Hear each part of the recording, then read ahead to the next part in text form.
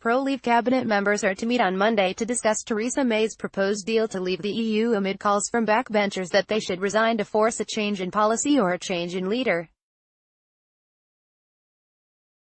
Andrea Leadsom, the House of Commons leader, has convened a meeting of the so-called Pizza Group, which will discuss Dominic Raab's return from Brussels without an agreement. The International Trade Secretary, Liam Fox, the International Development Secretary, Penny Mordaunt, the Work and Pensions Secretary, Esther McVeigh, and the Transport Secretary, Chris Grayling, have in the past attended their meetings. The faction, nicknamed after their previous choice of takeaway meals, has also been joined by the Home Secretary, Sajid Javid, at past meetings, informed sources said. Brexiters on the backbenches piled pressure on the ministers on Sunday to step down from office. Mark Francois, the vice-chair of the Pro-Brexite European Research Group, described the UK's chief Brexit negotiator Ali Robbins as a Svengali, and called on cabinet ministers to leave government. This process is now being driven by a small number of pro-EU civil servants in Number 10 led by Ali Robbins, who appears to be the PM's Svengali on all things European, he said. We believe that now is the time for members of the cabinet to finally stand up and be counted. Fellow Brexiter Andrea Jenkins tweeted that Brexiters in government should now step down. Andrea Jenkins MP. Then to be long remembered for waving a white flag and surrendering to EU demands. All Brexiteers in Gov and on the backbenches, it's time to. October 14, 2018. David Davis, the former Brexit secretary, called on cabinet ministers to rebel against May's proposed deal to leave the EU, as the government prepares for a key summit with Europe's leaders. Writing in the Sunday Times, Davis said the plan could keep the UK in a customs union to avoid a hard border with Ireland was completely unacceptable, and urged cabinet ministers to exert their collective authority. Nadine Dorries, the Conservative backbencher, backed his intervention and suggested he should become interim leader to deliver Brexit. She said, his position has always been change the policy, not the PM. Getting May out and him becoming an interim leader may be the only way to deliver Brexit and a free trade agreement. Sources close to Davis sought to dampen this speculation, saying he was unlikely to volunteer for the worst job in the world. Quick guide: the long-established coalition of Brexit-minded Conservative MPs, though it publishes no list of members, led by Jacob Rees-Mogg, and one of Theresa May's main obstacles in Parliament. Headed by the businessman Richard Tice, and newly joined by Nigel Farage, this group seeks a Brexit completely outside any single market, customs union or EU oversight.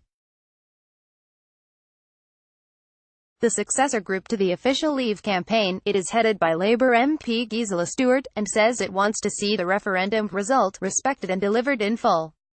A new group campaigning to sink May's Chequers proposals, which claims the support of 20 Tory MPs, among them Priti Patel and Ian Duncan Smith. The unofficial Leave campaign, financed by Aaron Banks, which faces scrutiny about its tactics and funding. These days mainly a Twitter feed that mixes Brexit news with far-right friendly messages about immigrants and Islam. Springing up in the wake of the referendum, this grouped MPs from various parties and pushing for a soft Brexit. It was supported by some Tories, such as Anna Soubry and Dominic Raab, but they cut ties over a plan to oust hard Brexit-backing MPs. A later arrival, chaired by the former Labour Minister Mark Malloch Brown, this is more directly opposed to Brexit itself, and has received funding from the billionaire George Soros. Part of Open Britain, this group calls for a referendum on the final Brexit deal. A long-established pro-EU group with sections across Europe, this has had a lower-profile role in the Brexit aftermath. Chaired by ex-Conservative Cabinet Minister Stephen Dorrell. Set up by and seeking to represent young people, the group organizes protests, and is probably best known for its eloquent spokesman Femi Olawale. Going by the handy acronym of FFS, this is a student-based group seeking to block Brexit. A self-explanatorily named niche pressure group with a heavyweight set of scientific backers. Thank you for your feedback. May is also under pressure from Europhile Tories over the backstop agreement. Ruth Davidson, the pro-EU leader of the Scottish Tories, and her ally David Mindell, the Scottish Secretary, have told May in writing they would resign their positions if there was a hard border between Northern Ireland and the UK after Brexit.